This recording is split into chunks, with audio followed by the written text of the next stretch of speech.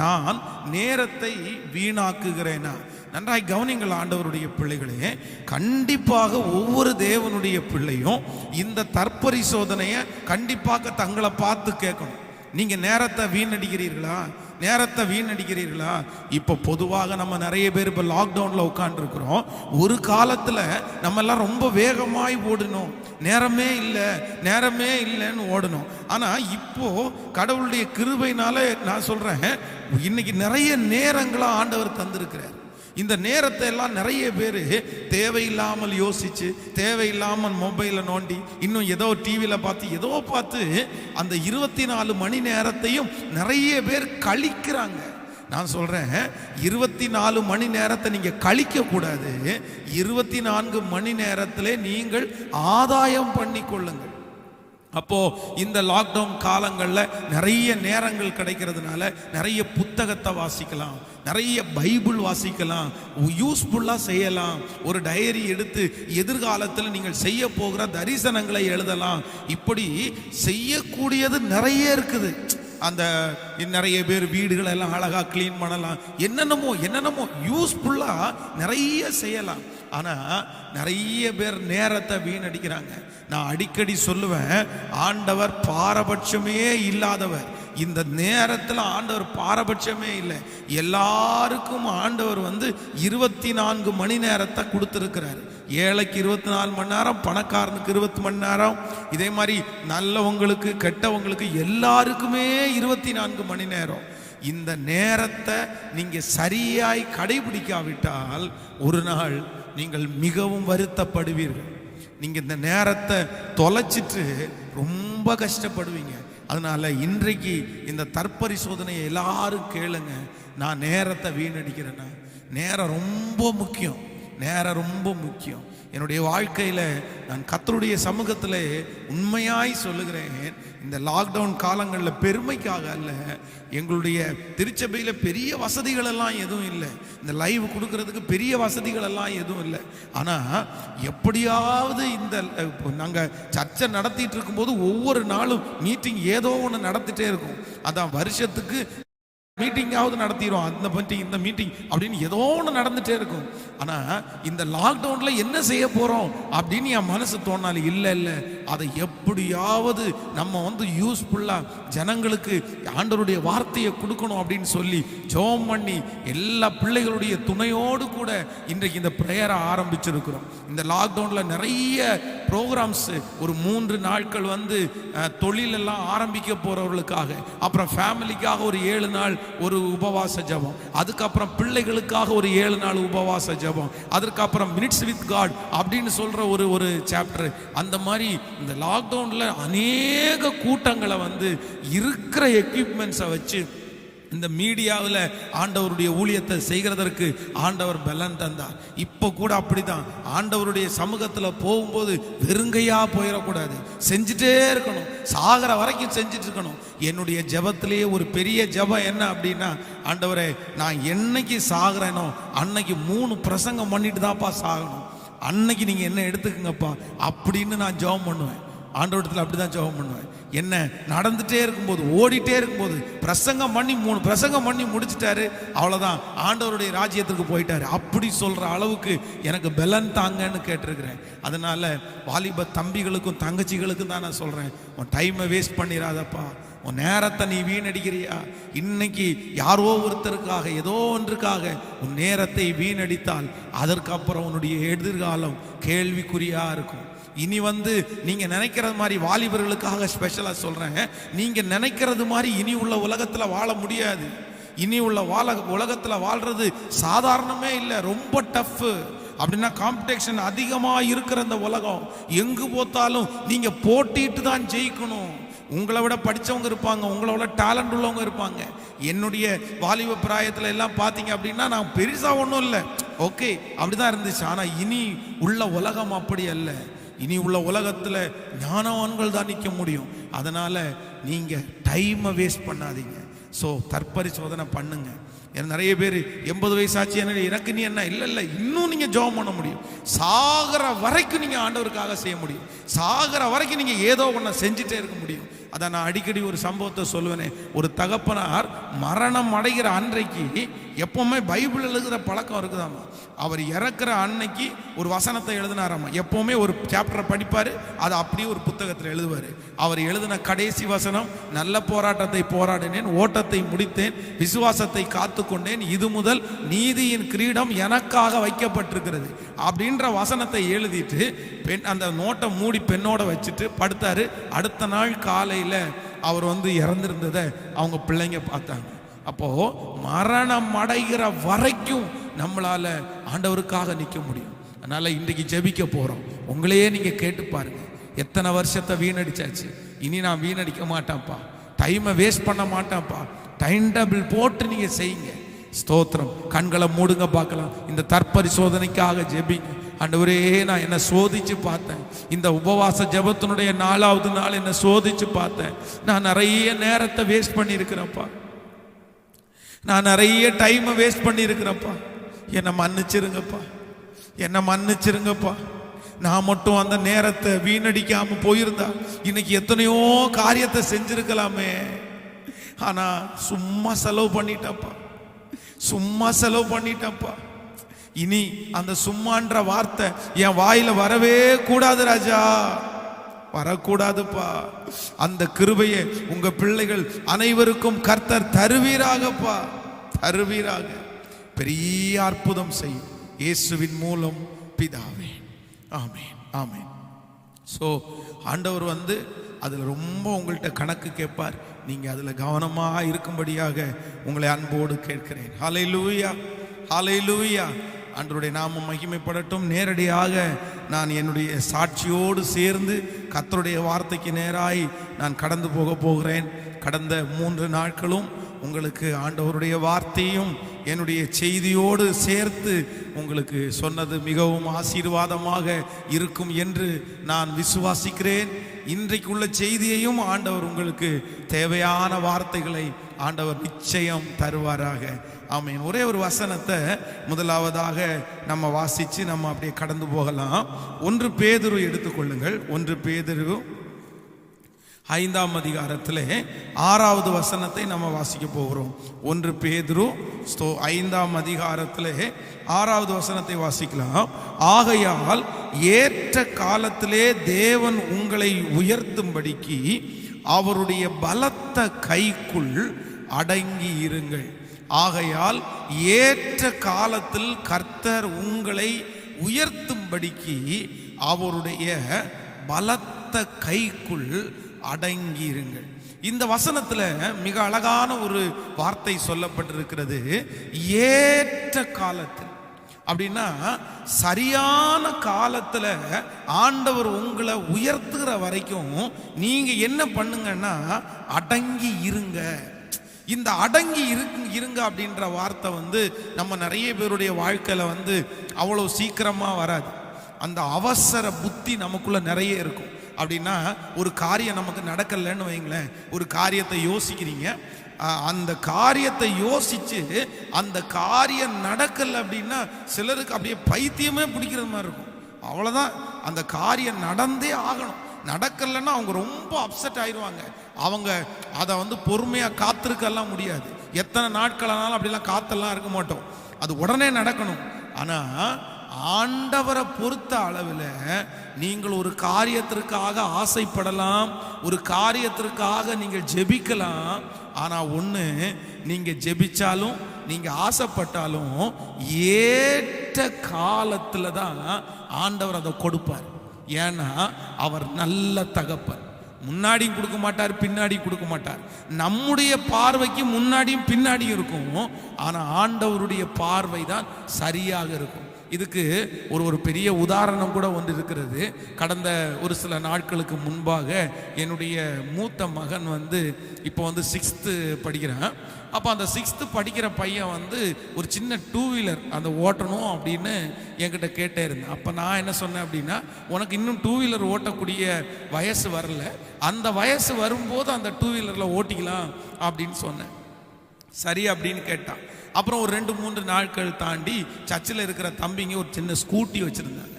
அப்போ அந்த ஸ்கூட்டியில் வந்து அவன் சொன்னான், இந்த ஸ்கூட்டி வந்துச்சு ரொம்ப குட்டியாக தான் இருக்குது, அண்ணன் கூட வரேன்றாங்க, நான் சும்மா போய் ஓட்டி பார்க்கட்டுமான்னு கேட்டான்.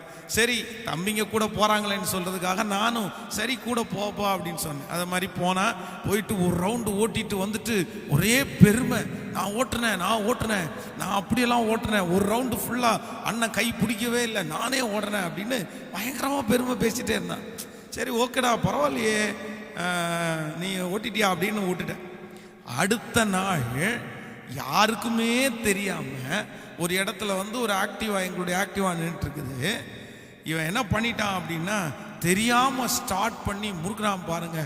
வண்டியோட போய் ஒரு இடத்துல விழுந்து கையில எல்லாம் கொஞ்சம் தரைச்சிட்டு அப்படியே வந்து நின்னான். என்னாச்சு அப்படின்னு கேட்டேன். இந்த மாதிரி அண்ணங்க வண்டியை வச்சுட்டு போனாங்க, நான் எடுத்து கொஞ்சம் மூவ் பண்ணி பார்த்தேன், கீழே விழுந்துட்டேன் அப்படின்னு. அப்படியா, நான் தான் உன்கிட்ட அப்போவே சொன்னேன்ல, அதுக்குன்னு ஒரு வயசு வரும், அப்போ தான் உனக்கு இருக்கும் அப்படின்னு சொன்னேன்ல அப்படின்னு சொன்னேன்.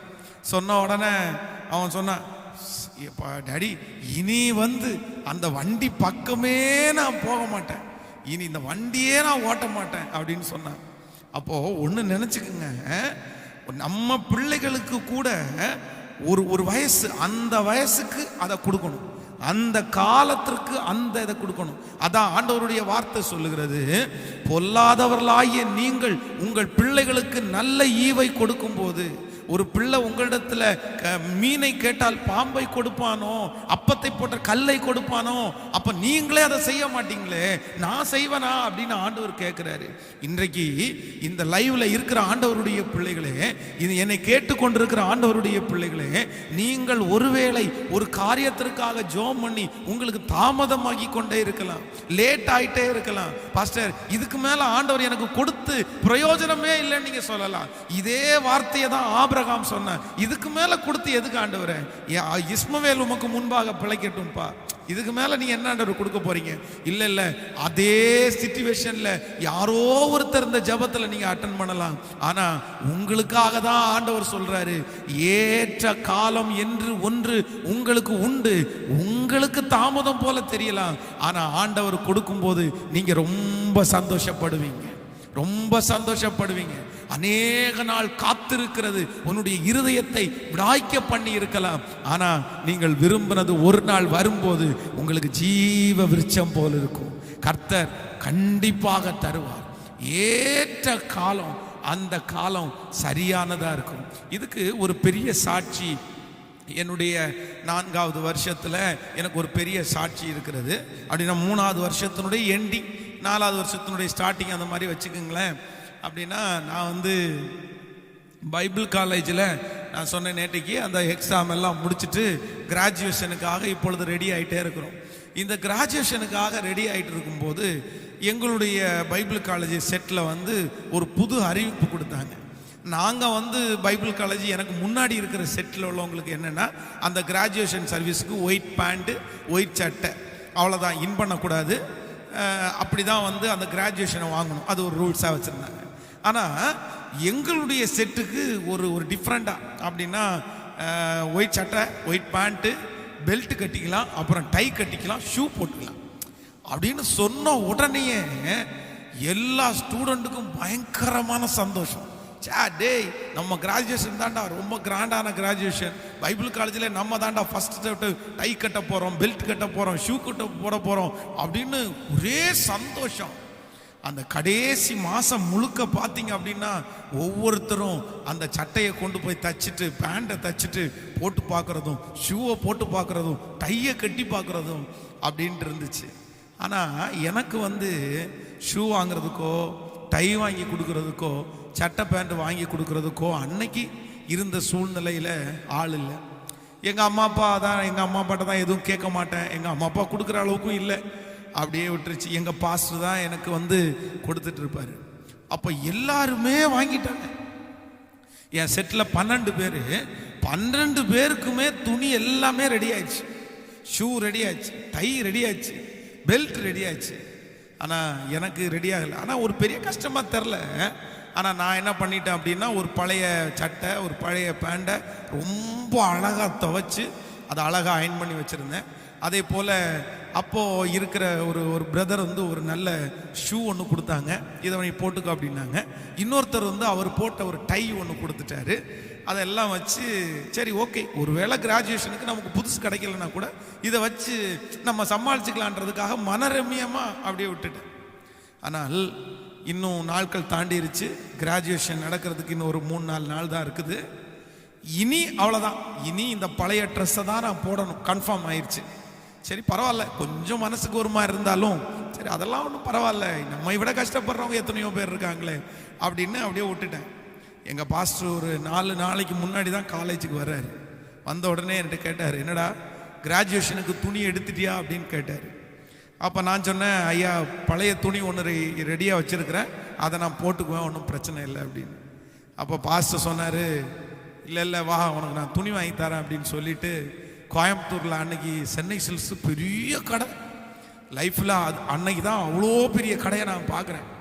அந்த சென்னை சில்க்ஸுக்குள்ளே எங்கள் பாஸ்டர் என்னை கூப்பிட்டு போயிட்டு அந்த ஒயிட் அண்ட் ஒயிட் இருக்கிற அந்த சட்டை பேண்ட்டு இருக்கிற இடத்துல கொண்டு போயிட்டு அவர்கிட்ட சொன்னார், தம்பிக்கு வந்து துணி வேணும், இருக்கிறதுலையே ரொம்ப காஸ்ட்லியான ஒரு துணியை அவனுக்கு எவ்வளவு தேவையோ அதை கட் பண்ணி கொடுங்க அப்படின்னு.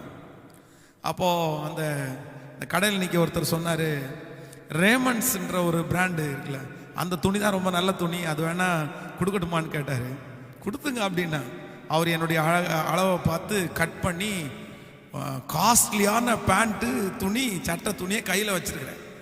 இப்போ என் மனசில் வந்து ஒரு பதட்டம், சரி துணி வாங்கிட்டோம், ஆனால் இன்னும் 3 நாளைக்குள்ளே தானே இருக்குது, இதுக்குள்ளே யாராவது நமக்கு தைச்சு கொடுப்பாங்களா, நம்ம புது துணி போடுறது கஷ்டம்தான் அப்படின்னு நினச்சிட்டு டெய்லர் கடையில் கொண்டு போய் அந்த துணியை கொண்டு போகும்போது, ஆனால் இந்த மாதிரி எனக்கு நீ 2 டேஸ் தான் இருக்குது, நீங்கள் கொஞ்சம் தைச்சு கொடுக்க முடியுமான்னு கேட்டால், தம்பி ரொம்ப நாளாக வேலை இல்லாமல் தான்ப்பா இருக்கிறேன், ஒன்றுமே கவலைப்பட வேண்டாம், ஒரே ஒரு நாள் மட்டும் கூட டைம் கொடு, நான் உடனே தைச்சு கொடுக்குறேன்னு சொல்லி அவர் ரொம்ப சீக்கிரமாக அந்த பேண்ட்டை சட்டையை தைச்சு கொடுத்தாரு. நீங்கள் நம்ப மாட்டீங்க, கிராஜுவேஷனுக்கு ரொம்ப காஸ்ட்லியான சட்டை பேண்ட் போட்டவன் நான் தாங்க. ஸோ இன்றைக்கு இந்த உபவாச ஜெபத்தில் இருக்கிற உங்கள் எல்லாருக்கும் நான் சொல்கிற ஒரு காரியம் என்னென்னா, நீங்கள் அமர்ந்துருங்க, நீங்கள் ஆண்டவருடைய கையில் அடங்கி இருங்க, கர்த்தர் சமூகத்தில் அடங்கி இருங்க. ஒரு காலம் வரும், நிறைய பேர் உங்களை சுற்றி பார்க்கும்போது எல்லாருக்கும் கிடைச்சு, ஆனால் உங்களுக்கு மட்டும் கிடைக்காம இருக்கலாம். எல்லாருக்குமே நடந்துச்சு, ஆனால் உங்களுக்கு மட்டும் நடக்காம இருக்கலாம். நீங்க திரும்பி திரும்பி பார்க்கலாம், எல்லாருக்குமே இனி காலம் போயிருச்சு, இனி வேலை முடிஞ்சிருச்சு, டைம் முடிஞ்சிருச்சு அப்படின்னெல்லாம் உங்க இருதயம் யோசிக்கலாம். ஆனா நான் நம்புறேன், ஆண்டவர் உங்களுக்கு காலதாமதம் ஆகுதுன்னா அவங்க எல்லாரை காட்டிலும் உங்களுக்கு பெஸ்ட்டை தர போறாரு. இந்த சத்தத்தை கேட்கிற உங்களுக்கு தீர்க்க தரிசனமாய் சொல்லுகிறேன், நீங்கள் எவ்வளவு தூரம் ஆண்டவருடைய சமூகத்தில் வெயிட் பண்ணிட்டு இருக்கிறீங்களோ, அடங்கி இருக்கிறீங்களோ, ஆண்டவர் உங்களுக்கு எல்லாரை விட பெஸ்டா ஆண்டவர் தருவார். இன்னைக்கு ஆண்டவரிடத்துல கேளுங்க, ஆண்டவரே எனக்கு ஏற்ற காலம் வர்ற வரைக்கும் நான் அவசரப்பட்டுறக்கூடாதுப்பா, நானா தெரிஞ்சுக்கிட்டக்கூடாதுப்பா, நானா கமிட் ஆயிடக்கூடாதுப்பா, நானா அந்த காரியத்தில் போய் உட்கார்ந்துடக்கூடாதுப்பா, எனக்கு அடங்கி இருக்கக்கூடிய ஒரு கிருபையை மட்டும் எனக்கு தாங்கன்னு கேளுங்க.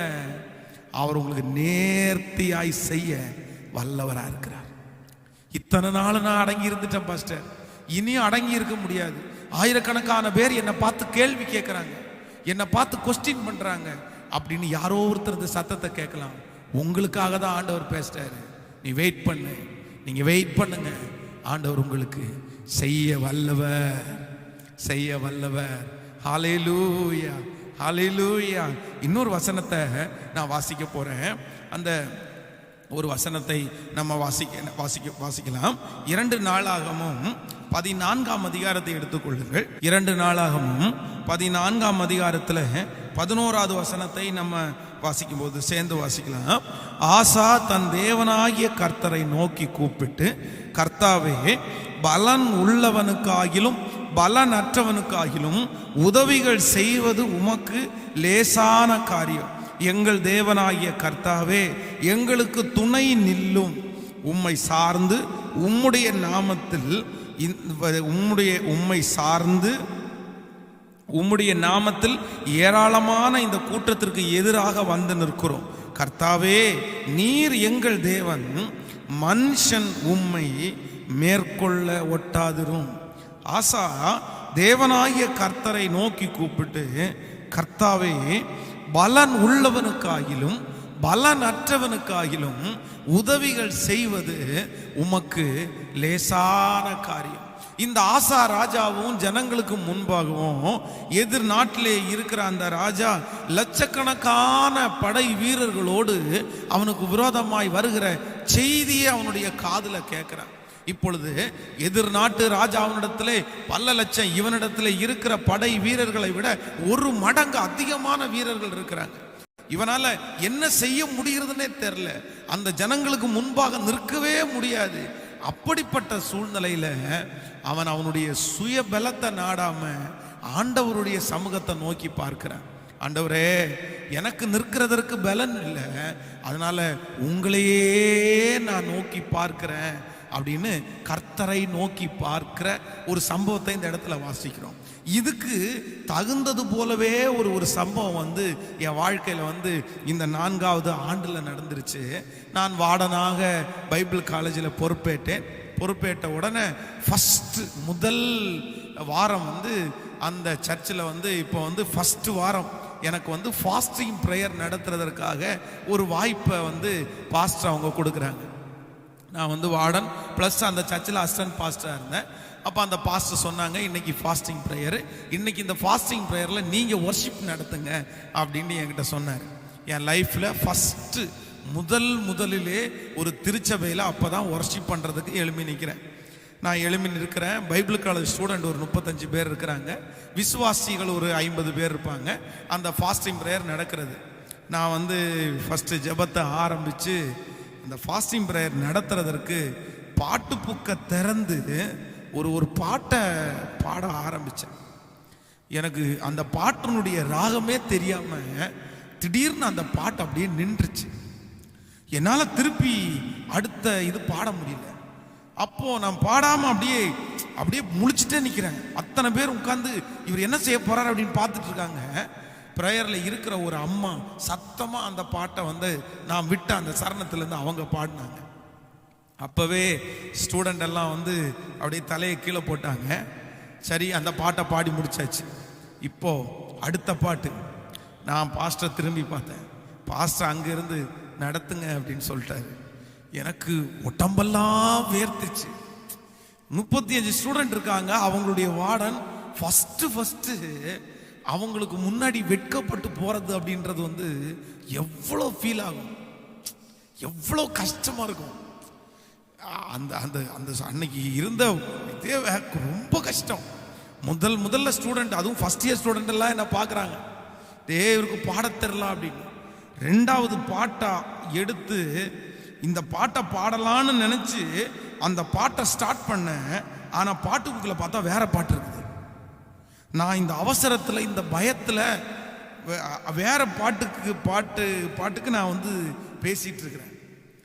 எனக்கு அவ்வளோதான் மனசே உடஞ்சிருச்சு. அப்படியே அந்த பாட்டும் அப்படியே நின்றுச்சு. கூட்டத்தில் இருந்த ஒரு அம்மா அந்த பாட்டை திரும்பி தொடர்ந்து பாட ஆரம்பித்தாங்க. ரொம்ப வெட்கப்பட்டு கூனி குறுகி அந்த ஆராதனை நடத்திட்டு அந்த செய்தி முழுக்க தலை குனிஞ்சு அப்படியே உட்கார்ந்து யாரையும் பார்க்கறதற்கு என்னால் முடியல. ஸ்ட்ரெயிட்டாக என்னுடைய வார்டன் ரூமில் போனேன். அப்படியே தேவ சமூகத்தில் அந்த இடத்துல முழங்கால் படிட்டு, இத்தனை பேருக்கு முன்னாடி பாட தெரியாமல் அவமானப்பட்டுட்டேன்ப்பா. எனக்கு நிற்கிறதற்கு பலன் இல்லை. ஃபஸ்ட்டு நாளே இவங்களுக்கு முன்னாடி நான் கேவலப்படுத்தப்பட்டுட்டேன். எப்படி நான் இந்த பணியை தொடர்ந்து செய்ய போகிறேன்? இவங்கெல்லாம் என்ன ரொம்ப நக்கல் பண்ணுவாங்களே, ரொம்ப கிண்டல் பண்ணுவாங்களே. எனக்கு பலன் தாங்க ஆண்டவரே, எனக்கு பலன் தாங்க ஆண்டவரே.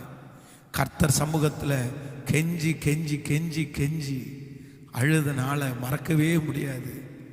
ஆனால் என்னமோ தெரில, அப்படி ஜெபம் பண்ணதுனாலையோ மனசு கஷ்டப்பட்டதுனாலையோ இன்னைக்கு அந்த அந்த பீட்டு கலையாமல் கொஞ்சமாவது பாடுறதற்கு ஆண்டவர் கிருபை கொடுத்தார். இல்லைன்னா பாட்டுக்கும் எனக்கும் சம்பந்தமே இல்லைங்க. இன்றைக்கு இந்த உபவாச ஜெபத்தில் என்னோடு இருக்கிற ஆண்டவருடைய பிள்ளைகளே, ஏதோ ஒன்று உங்களுக்கு தெரியாம இருக்குதா? ஏதோ ஒன்று தெரியாம மற்றவங்களுக்கு முன்பாக அவமானப்பட்டு போனீங்களா? எனக்கு தெரியாது, எனக்கு தெரியாது, எனக்கு தெரியாது அப்படின்னு நீங்க நினைக்க வேண்டிய அவசியம் இல்லை. எனக்கு சுட்டு போட்டா கூட வராது அப்படின்னு நீங்க நினைக்க வேண்டிய அவசியம் இல்லை. நான் சொல்ற, உங்களில் ஒருவன் ஞானத்தில் குறைவுள்ளவனாய் இருந்தால் யாவருக்கும் சம்பூரணமாய் கொடுக்கிறவரும் ஒருவர் கடிந்து கொள்ளாதவருமாய் இருக்கிற கர்த்தரிடத்துல நீங்க கேளுங்க. ஆண்டவர் இருக்கிறார், ஆண்டவர் இருக்கிறார்.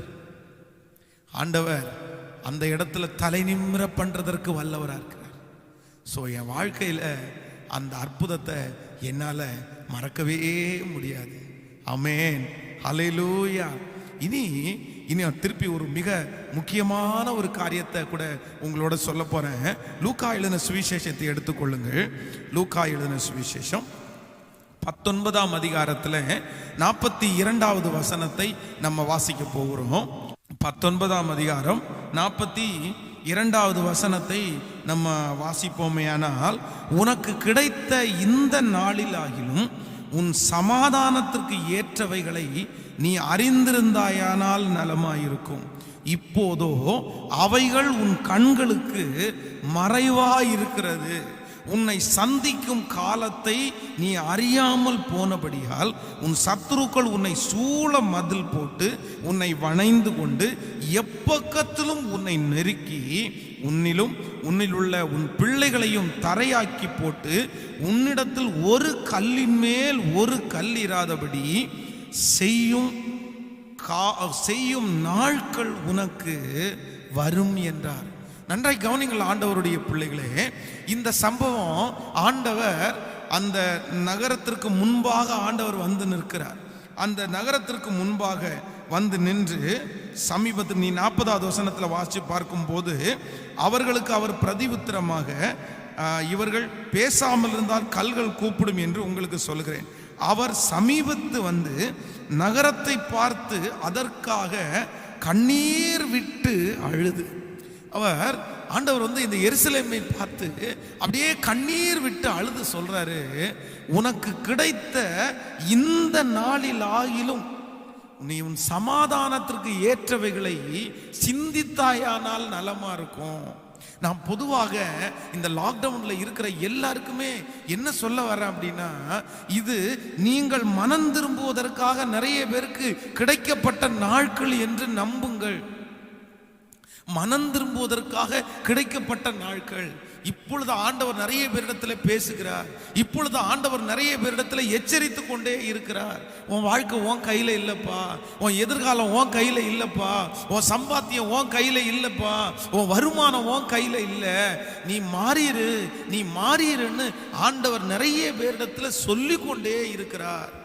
ஆனால் ஒரு எச்சரிப்பு இந்த வசனத்தில் சொல்றாரு, நீங்கள் ஆண்டவர் உங்களை எச்சரிக்கும் போது நீங்க மாறாவிட்டா திரும்ப நீங்க நினைச்சா கூட மாற முடியாத ஒரு சூழ்நிலை உங்களுக்கு வந்துரும். ஆண்டவர் எச்சரிக்கிறார்.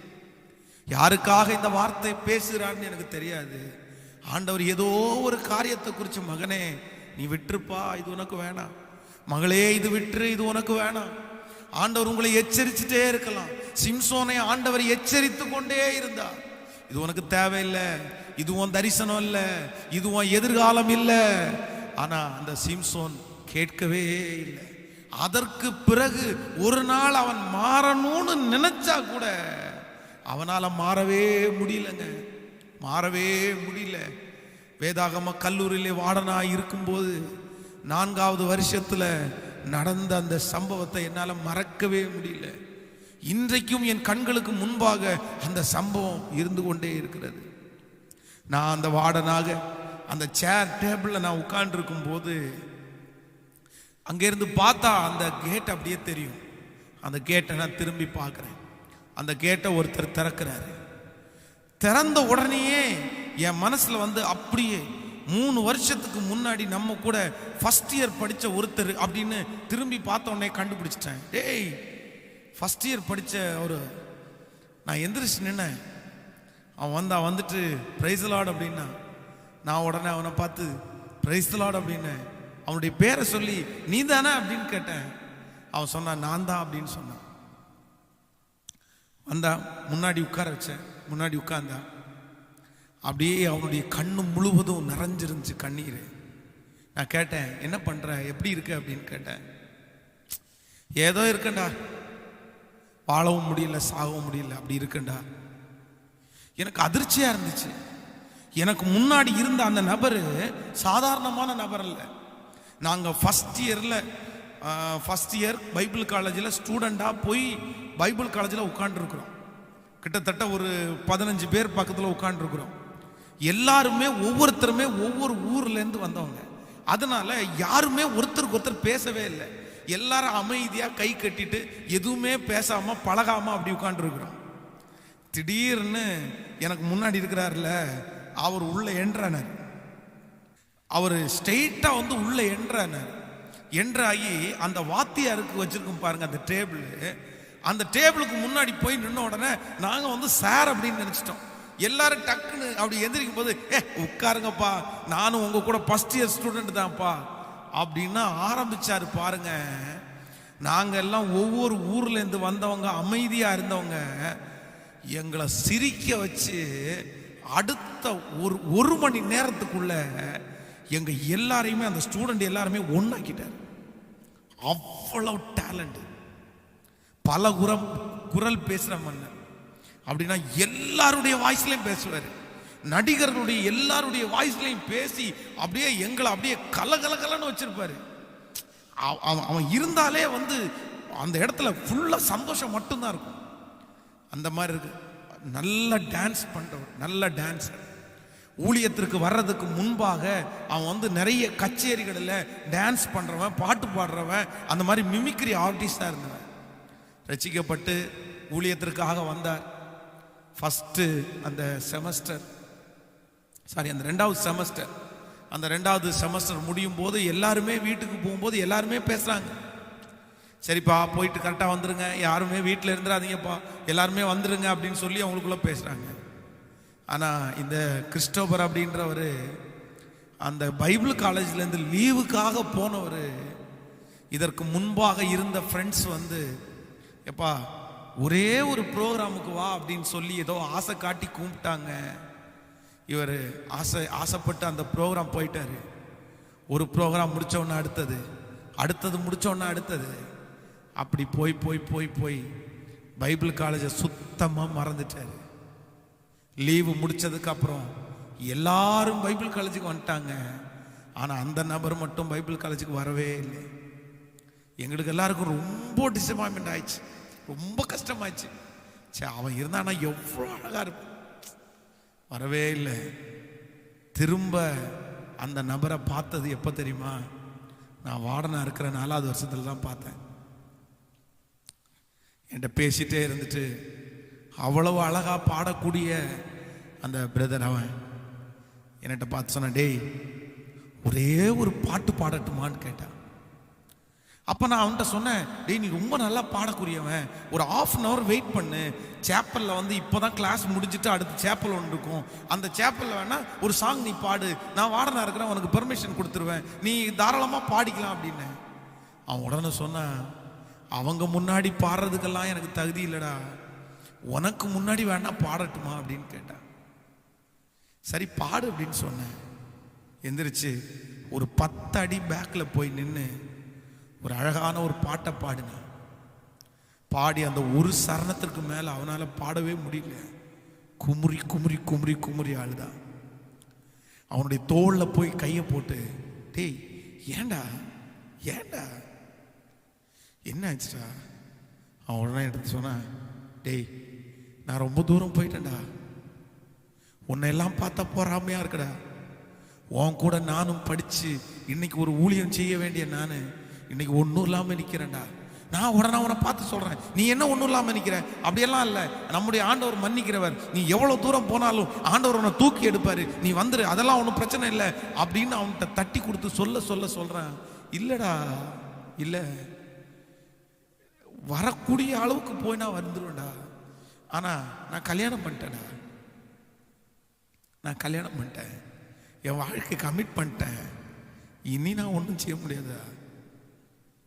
கொஞ்ச நேரம் மட்டும்தான் அந்த நபர் என்னோடு கூட இருக்க முடிஞ்சிருச்சு. அதுக்கப்புறம் என்னை விட்டு விடை பெற்று போயிட்டார். எங்கே இருக்கார், என்ன செய்கிறார் எதுவும் தெரில. ஆனால் இந்த உபவாச ஜபத்தில் கலந்து கொண்டிருக்கிற தேவ பிள்ளையே, அன்னைக்கு என் வாழ்க்கையில் இருதயத்தில் ஆணியாய் ஒன்று பதிஞ்சிருச்சு. நீ சீக்கிரமாக வந்திருப்பா, சீக்கிரமாக வந்துரு. இந்த சத்தத்தை கேட்கிற யாருக்காவது ஆண்டவர் பேசிட்டு இருக்கலாம். நான் சொல்றேன், இன்னைக்கு இருக்கிற நிறைய பேர் சொல்றாங்க மன்னிக்கிறவரா கர்த்தர். எஸ், மன்னிக்கிறவர், உங்களை மன்னிப்பார். 7 தடவை விழுந்தாலும் திரும்ப ஆண்டவர் நிறுத்துவார். ஆனா பொய்யான மாயை பின்பற்றுகிறவர்கள் தங்களுக்கு வரும் கிருபையை போக்கடித்துக் கொள்றாரு. உங்க கிருபையை இழந்துராதீங்க, உங்க கிருபையை இழந்துராதீங்க. அதான் ஆண்டவர் இந்த இடத்துல பேசும்போது ரொம்ப அழகா பேசுறாரு. உன்னை சந்திக்கும் காலத்தை நீ உணராது இருக்கிறப்பா. இன்னைக்கு நான் சொல்றேன், இந்த கொரோனா வைரஸ் என்கிறது குத்தி காட்ட விரும்பல, பொதுவா சொல்ல போனா அநேகருக்கு கொடுக்கிற ஒரு பெரிய எச்சரிப்பு தாங்க இந்த வைரஸ். எச்சரிப்பு தான். நீ மாறிடு மகனே, மாறிடு மகனே. இந்த உலகத்தை மாத்துறதுக்கு, ஜனங்களை மாத்துறதுக்கு, அதுக்காக தான் ஆண்டவர் அனுமதிச்சிருக்கிறாரு. இல்லைன்னா ஆண்டவர் அனுமதி இல்லாம இது வராதுல்ல. ஆனா இந்த நாட்களிலும் நிறைய பேர் என்ன பண்றாங்க அப்படின்னா, நிர்விசாரமா தாங்க இருக்கிறாங்க, நிர்விசாரமா தான் இருக்கிறாங்க. இல்ல இல்ல இல்ல இல்ல, ஆண்டவருடைய சமூகத்துல ஒரு தீர்மானத்தோட இன்னைக்கு இந்த உபவாச ஜெபத்தை முடிங்க. ஆண்டவரே, நான் மாறிடுறேன், ஆண்டவரே நான் மாறிடுறேன், ஆண்டவரே. உங்க குணமா இருக்கலாம், ஏதோ ஒன்றா இருக்கலாம், அதுல இருந்து நீங்க வெளியே வர முடியாத அளவுக்கு அடிமையாகிறதுக்குள்ள, இல்ல கமிட் ஆகிறதுக்குள்ள, இனி நீ நினைச்சா கூட அப்படி அதுல இருந்து ஓவர் கம் பண்ண முடியாதுன்ற அளவுக்கு போறதுக்குள்ள ஆரம்பத்திலே கிள்ளிருங்க. ஆரம்பத்திலேயே எடுத்துட்டீங்கன்னா நீங்க ஆண்டவருக்காக பயன்பட முடியும், வாழ முடியும். இல்லைன்னா ஆண்டவர் உங்களை தூக்கி எடுக்க மாட்டாருன்னு நான் சொல்லல. ஆனா நாட்கள் தாண்ட தாண்ட உங்க கிருபைகள் எல்லாம் நீங்க இழந்துட்டே இருப்பீங்க, இழந்துட்டே இருப்பீங்க. ஸோ லாஸ்ட் ஃபைனல் அந்த 4th இயரில் நடந்த கடைசியாக ஒரு காரியத்தை கூட உங்களுக்கு சொல்லி இன்னைக்கு நான் ஜெபிக்க போகிறேன். இந்த 21 நாட்களும் ஆண்டவர் என்னை நடத்தி வந்த பாதைகளை சாட்சியாக வசனத்தோடு ஒப்பிட்டு ஒப்பிட்டு உங்கள்கிட்ட சொல்லிகிட்டே இருக்கிறேன். நீங்கள் இது உங்களுக்கு ஆசீர்வாதமாக இருக்கும்னு நான் ஃபீல் பண்ணுறேன். இது ஆண்டவரோடு உங்களை நெருங்குறதற்காகத்தான் இந்த காரியத்தை ஆண்டவர் சொல்கிறாருன்னு நான் நம்புகிறேன். இந்த ஜெபம் உங்களுக்கு மறக்க முடியாத ஜெபமாக மாறும். அநேகருக்கு நீங்கள் இதை தெரியப்படுத்துங்க, தெரியப்படுத்துங்க. லாஸ்ட் கடைசியாக ஒரு வசனத்தை வாசிக்கலாம். பிரசங்கியின் புஸ்தகம் 7ஆம் அதிகாரத்தில் ஸ்தோத்திரம் 21வது வசனத்தை நம்ம வாசிக்க போகிறோம். பிரசங்கி 7ஆம் அதிகாரம் 21வது வசனத்தை நம்ம வாசிக்கும் போது, சொல்லப்படும் எல்லா வார்த்தையையும் கவனியாதே, கவனித்தால் உன் வேலைக்காரன் உன்னை நிந்திப்பதை கேள்விப்பட வேண்டியதாகும். இன்னொரு விசை வாசிக்கிறேன். சொல்லப்படும் எல்லா வார்த்தையையும் கவனியாதே, கவனித்தால் உன் வேலைக்காரன் உன்னை நிந்திப்பதை கேள்விப்பட வேண்டியதாகும். ஆண்டவர் இந்த இடத்திலே ரொம்ப அழகாக ஒரு வசனத்தை சொல்றாரு. எப்பா, உனக்கு விரோதமாக இல்லைன்னா உனக்கிட்ட சொல்ற எல்லா வார்த்தையும் ஆண்டவருடைய பிள்ளை கவனிக்க கூடாது அப்படின்னு ஆண்டவர் சொல்றாரு. நன்றாய் நீங்கள் கவனிங்கள். இது ஆண்டவருடைய பிள்ளைகள், நீங்கள் கவனமா இதுல இருக்கணும். சொல்லப்படுற எல்லா வார்த்தையுமே நீங்க கவனிச்சா, ஆண்டவர் இந்த இடத்துல எழுதி வச்சிருக்கிறாரு, உங்க வேலைக்காரங்க உங்களை நிந்திக்கிறத நீங்க கேள்விப்பட வேண்டியதா இருக்கும். அப்படின்னா ஒரு எஜமானன் ஒருவன் இருக்கிறான். இந்த எஜமானன் வேலைக்காரர்கள் சொல்ற சிலதை மட்டும்தான் கேட்கணும். எல்லாத்தையுமே கேட்டுட்டீங்க அப்படின்னா நிச்சயமா அவங்க உங்களை நிந்திக்கிறத, நல்ல வேலைக்காரங்க தான், நீங்க அவங்களுக்கு சம்பளம் கொடுக்குறீங்க தான், ஆனா நீங்க நிந்திக்கிறத கேள்விப்பட வேண்டியது இருக்கும். சோ ஒரு தேவனுடைய பிள்ளை எதுல ரொம்ப கவனமா இருக்கணும்னா, ஒரு மனுஷன் சொல்ற எல்லாத்தையுமே நீங்க என்ன பண்ணிடக்கூடாதுன்னா காதுல வாங்கிடக்கூடாது. உதாரணத்திற்காக ஒன்று சொல்லுகிறேன்.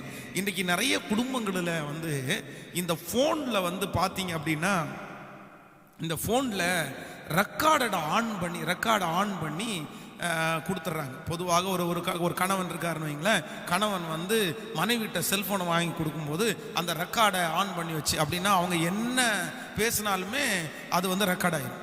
அதே போல் யாரோ ஒருத்தர் ஃபோன் பண்ணுறாங்கன்னு வைங்களேன், சிலர் வந்து ஃபோன் பண்ணும்போது அந்த ரெக்கார்டை ஆன் பண்ணிவிட்டு அந்த ஃபோனில் பேசிகிட்டு இருப்பாங்க. அப்படின்னா அவங்க பேசுகிறது எல்லாமே அந்த ஃபோனில் ரெக்கார்ட் ஆகிற மாதிரி பண்ணிக்குவாங்க. ஆனால் நான் ஒன்று சொல்கிறேன், தயவு செய்து அந்த பழக்கத்தை வந்து பழகவே பழகாதீங்க. பொதுவாக உங்களை குறித்து ஒன்று நான் உங்கள்கிட்ட கேட்குறேன். நீங்கள் எல்லாம் இப்போ இருக்கிறீங்க, நீங்கள் ஒரு வேலை பார்க்குறவங்கன்னு வைங்களேன், உங்கள் மேனேஜர் ரொம்ப தங்கமான மனுஷன், உங்களுக்கு நல்ல சம்பளத்தை கொடுக்குறாரு, நீங்கள் அவர்கிட்ட வேலை பார்க்குறீங்க. ஆனால் உங்கள் கூட வேலை செய்கிற சகா நண்பர்கள் இருக்காங்கன்னு வைங்களேன், நீங்கள் மேனேஜருக்கு ரொம்ப நல்ல பிள்ளை, மேனேஜர் வந்து உங்களை வந்து ரொம்ப நம்புறாரு, எல்லாமே ஓகே. ஆனால் இப்போ நீங்கள் சகா ஊழியரோட சேர்ந்து நீங்கள் சாப்பிட்டுட்டு இருக்கும்போது உங்கள் மேனேஜரை குறித்து ஒரு கிண்டலான ஒரு வார்த்தை சொல்கிறாங்கன்னு வைங்களேன், நக்கலாக ஒரு பட்ட பேர் வச்சு கூப்பிட்றாங்கன்னு வைங்களேன், உண்மையிலே நீங்கள் இந்த செய்தியை கேட்குறவங்க எத்தனை பேர் வந்து சிரிக்காமல் இருப்பீங்க? நீங்கள் அப்படி சிரிக்காமல் இருப்பீங்கன்னு வைங்களேன், கூட இருக்கிறவங்க எல்லாம் என்ன சொல்லுவாங்கன்னா, உங்களை நக்கல் அடிக்க ஆரம்பிச்சு, டேய் அவருடைய தோஸ்தரா, அவருடைய வழக்கைடா, ஒன்றும் பேசாதீங்கடா அப்படின்னு. இதுக்காகவே நிறைய பேர் மேனேஜர் மேலே ஒரு பாசம் இருக்குது, மேனேஜர் மேலே அன்பு இருக்குது, மேனேஜர் நம்மளை நம்புறாரு, எல்லாம் இருந்தாலுமே இவங்க நம்மளை கிண்டல் பண்ணக்கூடாதுன்னு சொல்லி அவங்க கிண்டல் பண்ணும்போது சேர்ந்து இவங்களும் சிரிப்பாங்க. அதானே உண்மை. இப்போ அவங்க சிரிச்சிட்டு இருக்கும்போது அந்த மேனேஜர் உள்ளே வர்றாருன்னு வைங்களேன், இவன் சிரிச்சிட்டு இருக்கிறத பார்த்த உடனே அந்த மேனேஜருக்கு என்ன தோணும்னு நினைக்கிறீங்க? சே, இவனை இவ்வளோ நம்பினோம், இவங்க கூட சேர்ந்து இவனும் இப்படி கிண்டல் பண்ணி பேசுறானே வருத்தமாகுமா ஆகாதா? அப்போ ஆண்டவர் இந்த வசனம் மூலமாய் பேசுறாரு, நீங்க சொல்ற எல்லா வார்த்தையும் கவனிச்சிருங்கன்னா, சிலர் ஒரு சின்ன வார்த்தையை பிடிச்சிட்டு ஒரு பெரிய பிரச்சனை, அதை மறக்கவே மாட்டாங்க, அதை மனசில் வச்சுக்குவாங்க. இல்லை இல்லை இல்லை, சரி ஓகே, அதான் எலும்பில்லாத நாக்கு எது வேணாலும் பேசும், ரைட், ஓகே ஓகே, அவங்க அவ்வளோதான், ஏதோ பேசிட்டாங்க, ஏதோ தெரியாதனமாக பேசிட்டாங்க. நம்மளே எத்தனையோ பேசியிருக்கோம், மற்றவங்களுக்கு முன்னாடி மற்றவங்க இல்லாத போது எத்தனை பேசியிருக்கிறோம். அதே போல் நாமும் இல்லைன்னு நினச்சி இவங்க பேசிட்டாங்க, அவ்வளோதான். அதனால அவங்களுக்கு நம்ம மேலே பாசம் இல்லை, அதனால அவங்களுக்கு நம்ம மேலே பயம் இல்லை அப்படின்னு எல்லாம் சொல்லிட முடியாது. ஸோ ஒரு அதிகாரத்திலே இருக்கிறவர்கள், ஒரு தேவனுடைய பிள்ளை, இன்றைக்கி இந்த சத்தத்தை கேட்கிற நீங்கள் இன்னைக்கு நிறைய பேர் கஷ்டப்படுறதுக்கு காரணம், சண்டை போட்டதுக்கு காரணம், எல்லா வார்த்தையும் காது கொடுத்து கேட்குறது. யாரோ ஒருத்தர் வந்து சொல்லிட்டாங்கன்னா உடனே காது கொடுத்து, நான் கூட சொல்கிறேன், சில ஊழியங்களை வந்து நான் ஊழியம் கர்த்தருக்கு ஊழியம் செய்கிறோம், சிலருக்கு பிடிக்கும், ஆனால் யாரோ ஒருத்தருக்கு பிடிக்காதவங்களுக்கு இருக்கத்தான் செய்வாங்க. அதெல்லாம் நம்ம வந்து பெருசாக எடுக்க முடியாது, ஆண்டவருடைய பிள்ளைகளே, பெருசாக எடுக்க முடியாது.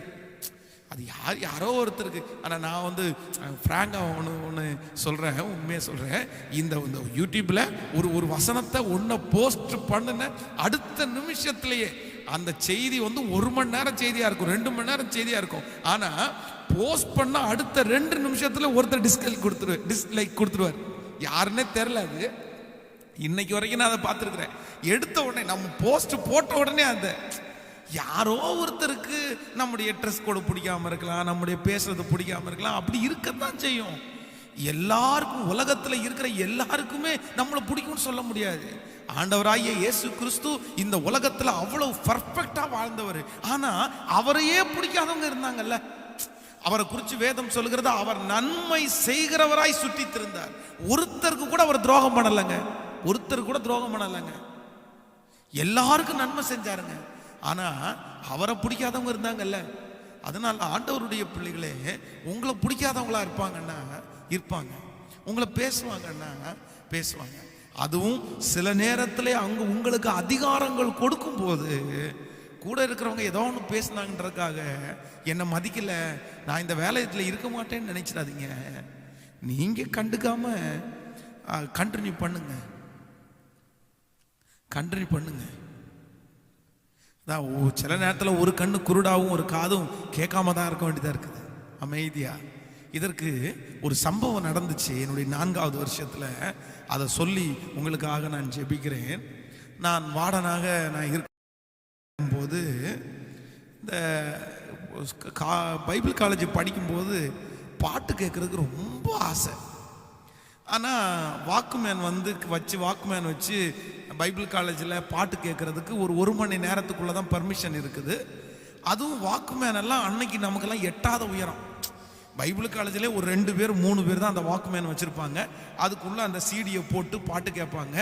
எப்போ ஒரு 5 நிமிஷம் ஒரே ஒரு பாட்டு கேட்குறதுக்கு நமக்கு கிடைக்கலாம். மற்ற மாதிரியெல்லாம் நமக்கு கிடைக்கிறதுக்கு வாய்ப்பு இல்லை. ஆனால் நான் அந்த மாதிரி படிக்கிற நாட்களில் பாட்டு கேட்குறதுக்கு ஆசைப்பட்டு கூட பாட்டு கேட்க முடியாதனால பைபிள் காலேஜ் வார்டன் ஆன உடனேயே எனக்கு மாதம் ஒரு சின்ன சம்பளம் வந்துருச்சு.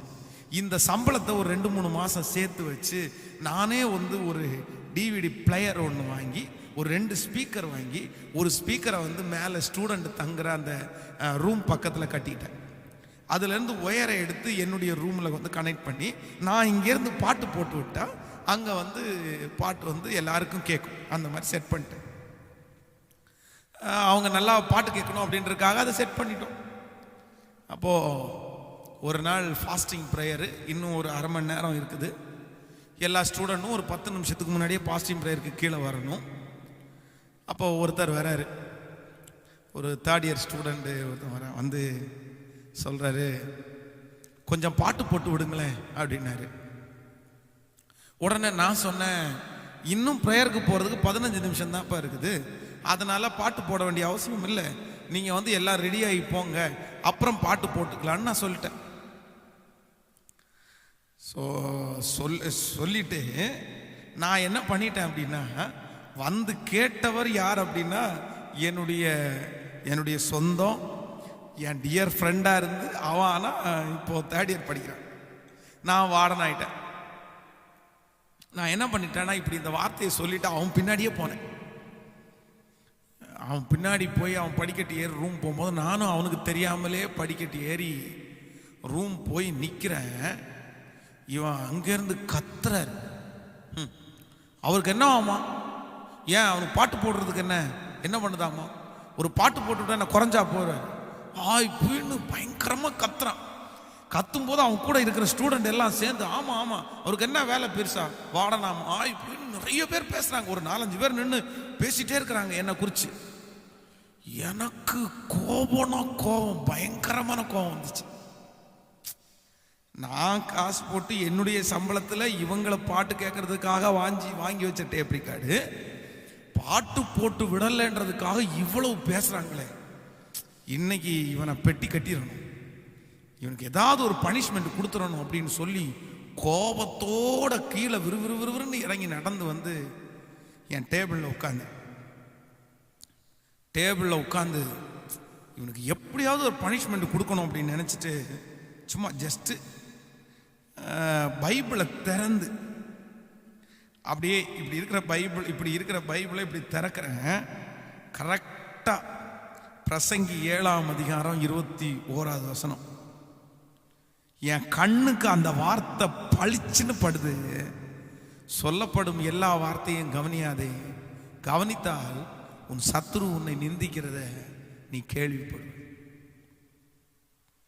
அப்படியே பைபிள் மேலே கையை வச்சுட்டு என்னை மன்னிச்சிருங்கப்பா, ஒற்று கேட்டது என் தப்பு தான்ப்பா, நான் அதை பெருசாக எடுத்துக்க கூடாது. ஆண்டோடைய சமூகத்தில் ஜெபிச்சு அவருக்கு எந்த தண்டனையும் கொடுக்காம விட்டுட்டேன். இன்னைக்கு அவர் ஒரு பெரிய ஊழியக்காரராகி 3 திருச்சபையை கட்டி நிறைய ஜனங்களை ஆதாயப்படுத்துறாரு. ஆண்டவர் ஒரு பெரிய ஊழியக்காரராக வச்சிருக்கிறாரு. இன்றைக்கு ஆண்டவருடைய பிள்ளைகளே, யாரோ ஒருத்தருக்காக இந்த வார்த்தையை ஆண்டவர் பேசிட்டே இருக்கலாம். என்னை இப்படி பேசிட்டாங்களே அப்படின்னு நீங்கள் சோர்ந்து போகலாம். அதான் உலகத்தில் உள்ள ஒரு பழமொழி கூட சொல்லுவாங்க, காய்ச்ச மரத்துக்கு தான் கல்லடி விழுன்ற மாதிரி நீங்கள் ரொம்ப வளரும் போது, நீங்கள் ரொம்ப ஆசீர்வதிக்கப்படும் போது, இருக்கிற போஸ்டிங்லேருந்து அடுத்த போஸ்டிங் போகும்போது சில நேரத்தில் சில வார்த்தைகள் எல்லாம் கேட்டு தான் ஆகணும். பேசிதான் செய்வாங்க. கிண்டல் பண்ணுவாங்க, நக்கல் பண்ணுவாங்க, பட்டப்பேர் வச்சு கூப்பிடுவாங்க. ஆனால் ஒரு நல்ல ஒரு கரெக்டாக ஒரு குவாலிட்டி உள்ள ஒரு மனுஷன் அப்படின்னா அதெல்லாம் பெருசாக எடுக்கவே மாட்டாங்க. அதுதான் குவாலிட்டி. சரி, ஓகே ரைட், பரவாயில்ல பேசதான் செய்வாங்க. அந்த மனப்பான்மை ஒரு தேவனுடைய பிள்ளைகளுக்கு கண்டிப்பா வளரணும். இந்த உபவாச ஜெபத்துல அந்த கிருபையை ஆண்டவரிடத்துல கண்டிப்பா நீங்க கேளுங்க. அது வளரணும். பரவாயில்ல, உங்களை ரொம்ப பேசிட்டாங்களோ, ரொம்ப அவமானப்படுத்திட்டாங்களோ, நான் சொல்றேன், நீங்க ஈஸியா எடுக்காத வரைக்கும் உங்களுடைய டென்ஷன் குறையவே குறையாது. அந்த பழி வாங்கணுன்ற எண்ணம் உங்களுக்குள்ள வந்துட்டே இருக்கும். இன்னைக்கு நிறைய பேருக்குள்ள அந்த பழி வாங்கணுன்ற எண்ணம் ஏன் வருது அப்படின்னு கேட்டா, அவங்க சொன்ன வார்த்தையை உங்களால மறக்கவே முடியல.